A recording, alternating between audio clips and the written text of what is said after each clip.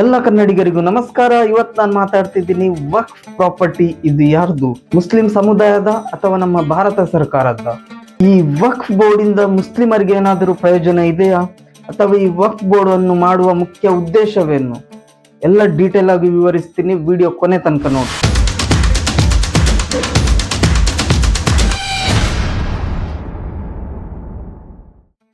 ಒಂದು ಕಾಲದಲ್ಲಿ ನಮ್ಮ ದೇಶವನ್ನು ಬ್ರಿಟಿಷರು ಆಳ್ತಿದ್ರು.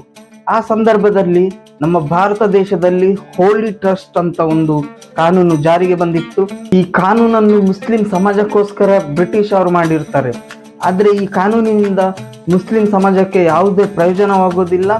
ಹಾಗಾಗಿ 1947ರಲ್ಲಿ ನಮ್ಮ ಪಂಡಿತ್ ಜವಾಹರ್ಲಾಲ್ ನೆಹರು ಅವರು ಪ್ರಧಾನಮಂತ್ರಿ ಆಗ್ತಾರೆ. ಆಗ ನಮ್ಮ ದೇಶಕ್ಕೆ ಸ್ವಾತಂತ್ರ್ಯ ಸಿಗುತ್ತೆ. ಆ ಕ್ಷಣದಲ್ಲಿ ಬ್ರಿಟಿಷರು ನಮ್ಮ ದೇಶವನ್ನು ಬಿಟ್ಟು ತೊಲಗ್ತಾರೆ. ಎಲ್ಲದಕ್ಕಿಂತ ಮುಂಚೆ ವಕ್ಫ್ ಬೋರ್ಡ್ ಮಾಡಲು ಮುಖ್ಯ ಕಾರಣ ನಮ್ಮ ಪಂಡಿತ್ ಜವಾಹರ್ಲಾಲ್ ನೆಹರು ಅವರು.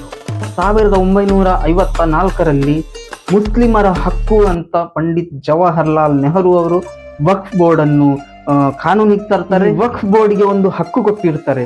ಇದು ಬಡವರ ಜಮೀನಾಗ್ಲಿ, ಶ್ರೀಮಂತರದಾಗ್ಲಿ, ಸರ್ಕಾರದ್ದೇ ಜಮೀನಾಗಿರ್ಲಿ, ಇವರು ಆ ಜಮೀನನ್ನು ಕಬಳಿಸುವಂತ ಇವರಿಗೊಂದು ಪವರ್ ಕೊಟ್ಟಿರ್ತಾರೆ. ಈ ಪವರ್ ಯಾರು ಕೊಟ್ಟಿರ್ತಾರೆ? ನಮ್ಮ ಪಂಡಿತ್ ಜವಾಹರ್ಲಾಲ್ ನೆಹರು ಅವರು ವಕ್ಫ್ ಬೋರ್ಡ್ಗೆ ಈ ಪವರ್ ಅನ್ನು ಕೊಟ್ಟಿರ್ತಾರೆ.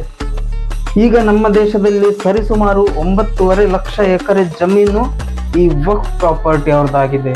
ಇನ್ನು ವಕ್ಫ್ ಬೋರ್ಡ್ ಬಗ್ಗೆ ನಮ್ಮ ಸಂವಿಧಾನದಲ್ಲಾಗಲಿ, ನಮ್ಮ ಭಾರತ ದೇಶದ ಇತಿಹಾಸದ ಪುಸ್ತಕಗಳಲ್ಲಾಗಲಿ, ಇತಿಹಾಸದ ಗ್ರಂಥಗಳಲ್ಲಾಗಲಿ ಯಾವುದರಲ್ಲೂ ಇದರ ಉಲ್ಲೇಖವಿಲ್ಲ.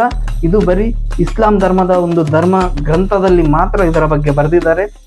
ಒಂದ್ಸಲ ವಕ್ಫ್ ಬೋರ್ಡ್ಗೆ ಯಾವುದೇ ಆಸ್ತಿಗಳನ್ನು ದಾನ ಮಾಡಿದ ಮೇಲೆ ಅದನ್ನು ಹಿಂಪಡೆಯೋದಕ್ಕೆ ಆಗೋದಿಲ್ಲ ಅಂತ ಆ ಗ್ರಂಥದಲ್ಲಿ ಬರೆದಿರ್ತಾರೆ. ಇನ್ನು ವಕ್ಫ್ ಬೋರ್ಡಿನ ಬಗ್ಗೆ ನಮ್ಮ ಭಾರತ ದೇಶದ ಪ್ರಧಾನಮಂತ್ರಿ ನರೇಂದ್ರ ಮೋದಿ ಅವರು ಏನು ಹೇಳ್ತಾರೆ ಅಂತ ಕೇಳಿ. ಕಾಂಗ್ರೆಸ್ ने तुष्टीकरण के लिए कानून बनाए, सुप्रीम कोर्ट के आदेश तक की परवाह नहीं की. इसका एक उदाहरण वक्फ बोर्ड है.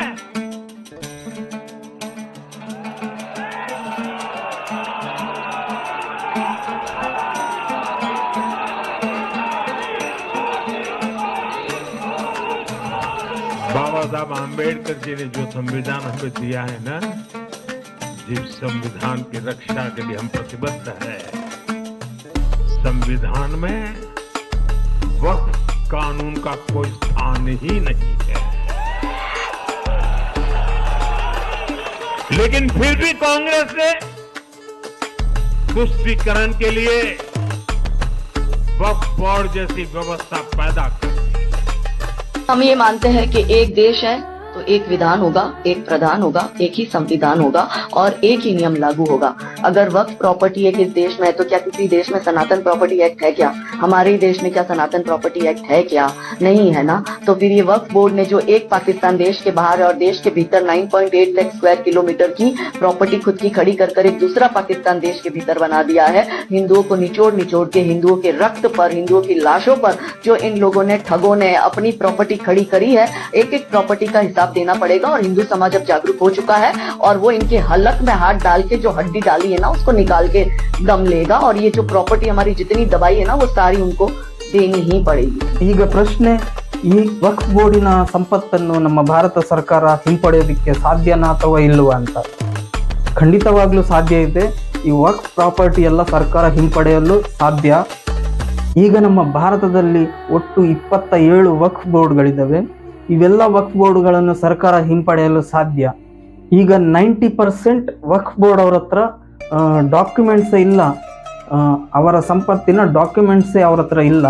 ಹಾಗಾಗಿ ಈ ನಮ್ಮ ಸರ್ಕಾರ ಈ ವಕ್ಫ್ ಬೋರ್ಡ್ ಅನ್ನು ಹಿಂಪಡೆಯಲು ಸಾಧ್ಯ. ಇನ್ನು ವಕ್ಫ್ ಬೋರ್ಡ್ ಮಾಡಿರುವ ಮುಖ್ಯ ಉದ್ದೇಶ ನಮ್ಮ ಭಾರತ ದೇಶದ ಭೂಮಿಯನ್ನು, ಸಂಪತ್ತನ್ನು ಕಬಳಿಕೆ ಮಾಡೋದಕ್ಕೋಸ್ಕರ ಈ ವಕ್ಫ್ ಬೋರ್ಡ್ ಅನ್ನು ಮಾಡಿರಲಾಗುತ್ತೆ. ಇದು ಪಂಡಿತ್ ಜವಾಹರ್ಲಾಲ್ ನೆಹರು ಮತ್ತು ಮುಸ್ಲಿಂ ಸಮಾಜವು ಮಾಡಿದ ಒಂದು ಷಡ್ಯಂತ್ರ ಅಂತ ಹೇಳ್ಬೋದು. ಹೇಳೋದಕ್ಕೆ ನಮ್ಮ ಭಾರತ ದೇಶ ಜಾತ್ಯತೀತ ರಾಷ್ಟ್ರ, ಆದರೆ ಇಲ್ಲಿ ಬರೀ ಮುಸ್ಲಿಂ ಸಮಾಜಕ್ಕೆ ಮಾತ್ರ ಯಾಕೆ ಈ ಹಕ್ಕನ್ನು ಕೊಟ್ಟಿರ್ತಾರೆ? ಈ ವಕ್ಫ್ ಬೋರ್ಡಿನ ಹಕ್ಕು ಮುಸ್ಲಿಂ ಸಮಾಜಕ್ಕೆ ಮಾತ್ರ ಯಾಕೆ ಕೊಟ್ಟಿರ್ತಾರೆ? ಇನ್ನು ಉಳಿದ ಜಾತಿ ಪಂಥಗಳಿಗೆ ಯಾಕೆ ಕೊಟ್ಟಿಲ್ಲ? ವಿಡಿಯೋ ಇಷ್ಟ ಆಗಿದ್ರೆ ಲೈಕ್ ಮಾಡಿ, ಶೇರ್ ಮಾಡಿ, ಕಮೆಂಟ್ ಮಾಡಿ, ಹಾಗೆ ಸಬ್ಸ್ಕ್ರೈಬ್ ಆಗೋದನ್ನು ಮರಿಬೇಡಿ. ಸಿಗ್ತೇನೆ ಮುಂದೆ ಒಂದು ಒಳ್ಳೆ ವಿಡಿಯೋದಲ್ಲಿ. ಅಲ್ಲಿ ತನಕ ಎಲ್ಲರೂ ಚೆನ್ನಾಗಿರಿ, ಮಸ್ತಾಗಿರಿ, ಮಜಾ ಮಾಡ್ತಾ ಇರಿ. ಜೈ ಹಿಂದ್, ಜೈ ಕರ್ನಾಟಕ.